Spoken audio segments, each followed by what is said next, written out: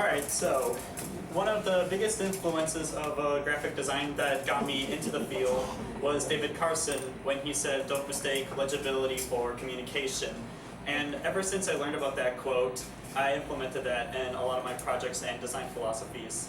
But before I do that, I'm going to talk about high school really quickly, which started it all. Because I didn't have enough credentials to go to college, so I took a couple of art classes because I thought, why not, maybe it'll be something to do instead of just studying or learning. And it turned out that the foundation drawings I took in high school actually were paving the way for my career as a graphic designer, because first it was sketchbook and paper stuff, and then I got into computer stuff, and it turned out I really liked computer graphics. It was really fun manipulating imagery and all that stuff. So after I graduated and I got all that stuff, I headed towards the University of Akron, which would be my first step into the world of graphic design. Of course, I still had to go back to do some foundation classes, but after a while, I started to learn more and more about the ins and outs of Photoshop, InDesign, and all the Adobe Creative Suites. And then I got to really like all this software, and it was so neat, like what you got to do with this sort of thing.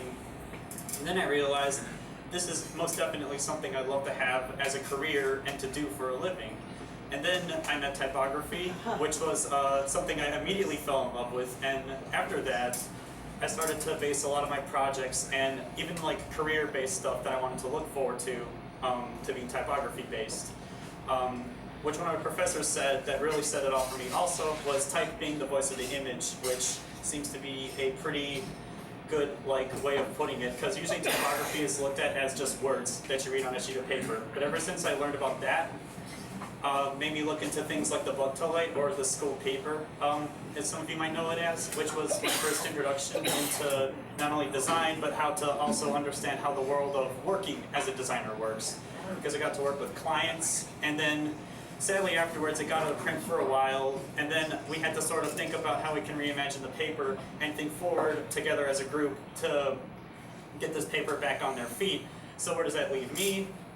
Being the link to the past and future, I was training new designers about the principles of page layout and design, and teaching them basically the importance of also setting up files for print, running the InDesign pre-flight, being able to set up files for print basically so the paper doesn't look bad, or the photos along with that. And that scored me a summer internship at the Chagrin Valley Times, because that was also a weekly paper that printed in my area. And we talked about tackling a couple of projects while I was interning there, with one of them being the reimagining of the paper, and the other being this map that we inserted into the magazine for another thing that the Chagrin Valley Times prints out, the Chagrin magazine. Was this map where I mainly focused on working on 2D graphics and also working with another illustrator, because the map in the background you see there, I was working with an illustrator alongside that, and it was kind of a team effort, which was kind of cool, because the Chagrin Valley Times taught me how to work with a team and also how to think for myself, and that's the reimagining of the logo as what I did at the end of the summer. And then once I finished my internship and gained all that experience, I decided to finally start building up my portfolio and resume and identity so I can start, pursuing career and something more permanent as a graphic designer. So I built a website, for starters, to showcase my portfolio work and my identity. And then after that, I started to get to work on my own identity as a designer. So when people look at me, or I hand them a business card or resume, they can see my logo at the top of it and associate it with this graphic designer that, knows typography and, knows this stuff. So when I hand it to them, that would be the logo they would see, along with this website. So now that I got the website and portfolio and all this other stuff finally all put together, then what would be my next step? And of course, that would be to go job hunting. But to go job hunting, I had to also join a couple of communities and organizations, such as LinkedIn and also this CDPUG organization, because I realized sometimes it's hard to do it on your own, so you have to sort of join all these organizations in order to get your name out there and to get access to all this outlet and all these people with experiences. Through all that, I did score a part-time job temporarily at the Chagrin Valley Times as a page designer, and I've been working there since, trying to get my name out there and still exploring other mediums that can possibly make myself unique.